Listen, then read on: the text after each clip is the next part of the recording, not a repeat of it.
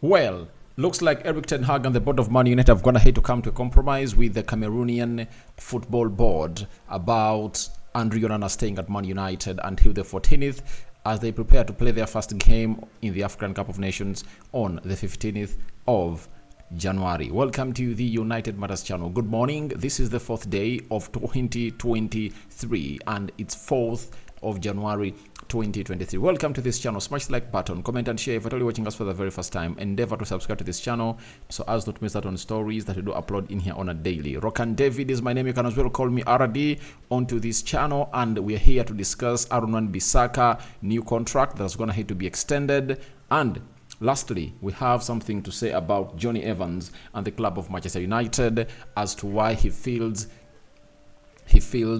at home because the respect that is being given to him as one of the experienced players that last won the Premier League with the club of Manchester United in the Champions League, by the way. He played in 3 Champions League finals for the club of Man United and he won close to 3 Premier League trophies at this club of Manchester United. That is how we are going to move on tonight, and let's start off with Andre Onana. This has come in through from David Austin of The Athletic, and it broke in the evening that Andre Onana will travel to the African Cup of Nations after Manchester United versus Spurs on January 14th. Goalkeeper available for Cameroon versus Guinea on January 15th. Amicable agreement reached between all parties to maximize club and country game time. That's what we are getting in from the side of David Austin. Now, there I was really worried that we are having a big game to play against Tottenham Hotspur, and is it the game that Ben Dayer is obviously going to really make his debut for the club of Manchester United, something that would have gonna hate to act on well for the club of Manchester United. And they said, let's obviously talk to the Cameroonian Football Federation and convince them that we should have Andre Onana here until the 14th. Then after the game, he boards to Ivory Coast, where the African Cup of Nations is going to be played, such that he arrives on time, and then he'll go ahead and really play for the club of Manchester United down there. So for me, I really like it because it shows you how much we are focused on the game of Tottenham Hotspur. And for that Spurs game, they're not going to be having 3 players. Song Heung-min, they're not going to be having Wan-Bissaka and Wan-Bissaka. Those are 3 players because for them, they're players that play in forward positions, and their national teams won't allow them to play those games, that match on 14th, because some other teams are going to have to start playing their games. For example, when you look at teams like Mali, I think Bissouma plays for Mali, right? Wan-Bissaka, I think he plays for Mali.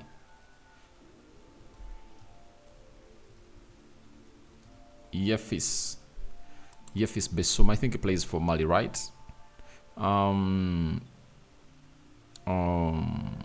National team is Mali, right? When you look at the AFCON, Mali is playing when? Let me see. When is Mali playing? Mali is playing on the 16th of January. So you never know. They might obviously give him allowance to play and then travel, but I don't really think so because time would have gone ahead to really expire in there for you, because they're given 14 days to obviously train with their club before they obviously move on to the commence of the African Cup of Nations. Then when you look at Senegal, Wan-Bissaka a little bit injured, but on the 15th, Senegal will open up into their group as they play against Gambia.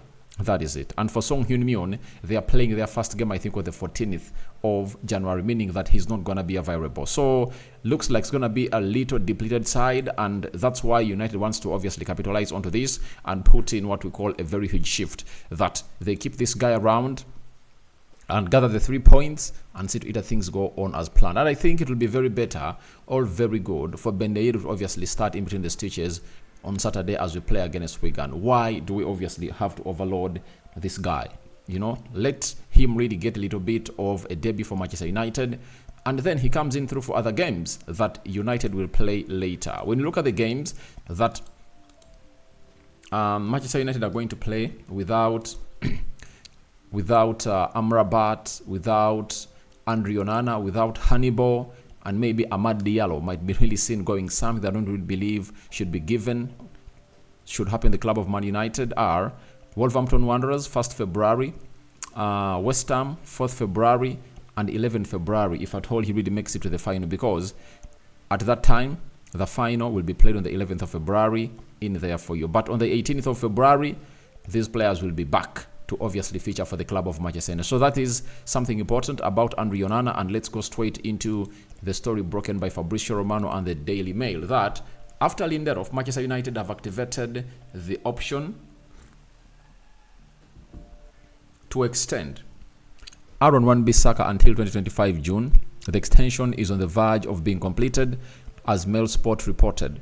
Man United were planning with Hannibal, Aaron Wan-Bissaka and Lindelof's contracts to be extended. So when you look at the list of players that Man United are really willing to extend their contracts for, two of those have gone ahead to be activated, and Aaron Wan-Bissaka is the latest candidate, and United have gone ahead to appreciate his works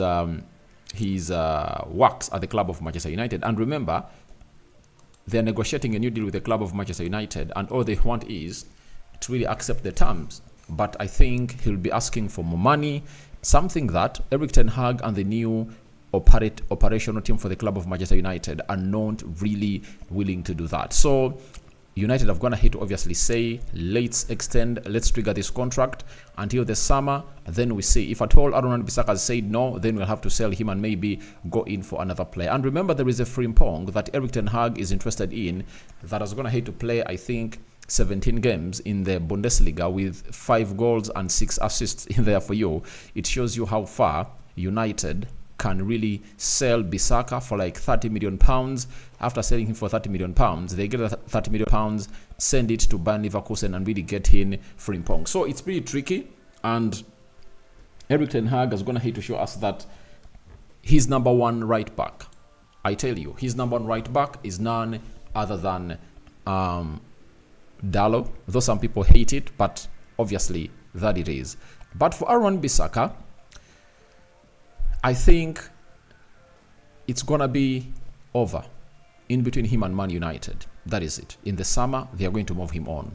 These are players that Ten Hag want to move on, because Aaron Wan-Bissaka cannot play or cannot compete for a position at Arsenal, at Man City, at Liverpool, at Newcastle, and very many other teams. And when the list comes out of the teams that are really interested in him, you are really going to really wonder.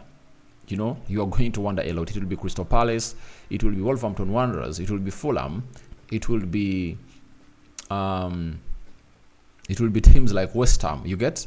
But serious teams won't even go for him, meaning that he is not worth playing for the club of Manchester United, and we should obviously get him off and get in another good guy that can give us a very good go. Because at £90,000 that Aaron Wan-Bissaka earns at the club of Man United, Frimpong can earn that money and he can offer a better job, especially going forward and giving good competition to Dalot.